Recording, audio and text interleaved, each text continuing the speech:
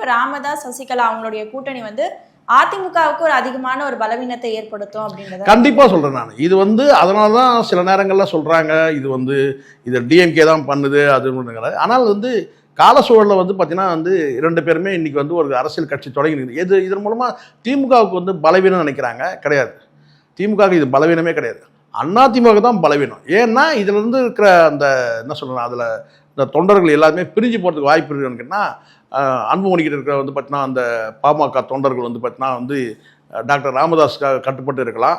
அவரை விட முடியாதுங்க, அவர் என்ன இருந்தாலும் டாக்டர் ஐயாங்க அப்படின்னு அந்த சமுதாய வாக்குகள் ஒரே குறிப்பிட்ட அதாவது ஒரு என்ன சொல்ல ஒரு குடும்பமாக இருந்தால் கூட, எப்பவுமே உங்களுக்கு தெரியல பாமக ஒரு குடும்பம் தான்.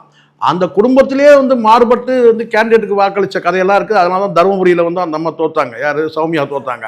அப்போது குறிப்பிட்ட அந்த ஒரே ஒரு குடும்பத்துக்கு மட்டுமே தான் நாங்கள் பார்த்தீங்கன்னா உரிமை கொண்டாட முடியுன்ற சொல்ல முடியாது வன்னியர் வாக்குகளை.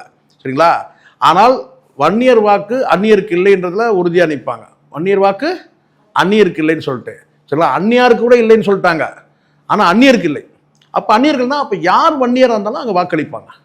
அப்போ இந்த இடத்துல இப்போ நான் கேட்குறேன், இதே இடத்துல பார்த்தீங்கன்னா டாக்டர் அன்புமணி எங்கெல்லாம் கேண்டிடேட் போடுறாரோ அந்த இடத்துல டிஎம்கேவும் ஒரு வன்னியரை நிற்க வச்சா நிலைமை என்ன?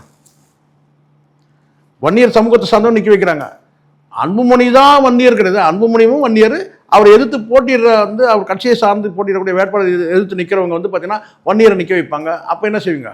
அப்போ வன்னியர் ஓட்டு அந்நியருக்கு இல்லை. சரிங்களா? வன்னியர் ஓட்டு பாட்டாளி மக்கள் கட்சிக்கு மட்டும்தான், அதை தாண்டி யாருக்கும் போட மாட்டாங்க. அந்த நிலை கிடையாது. அந்த நிலையினாலும் பார்த்தீங்கன்னா இப்போ ரெண்டா நிற்குது.